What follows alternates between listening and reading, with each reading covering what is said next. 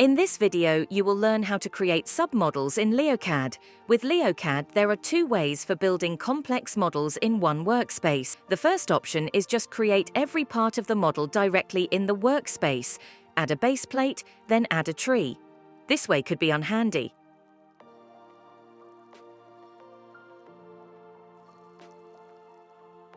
A better option is using submodels and drag those, created before, as a single-piece models in the workspace.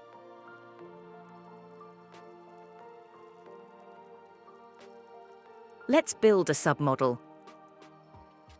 To do this, press Submodel in the main menu and then click on New Submodel.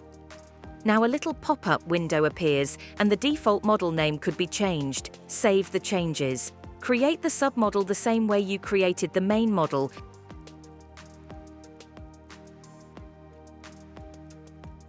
And when you are done, return to the main workspace and simply drag the submodel from the list of parts into the main workspace.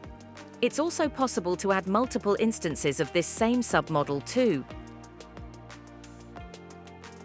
This submodel is acting like a single part in the workspace, and if the submodel needs a change, all instances are changed right away. Watch our next video to learn how to create the first model revision in CAD Drive.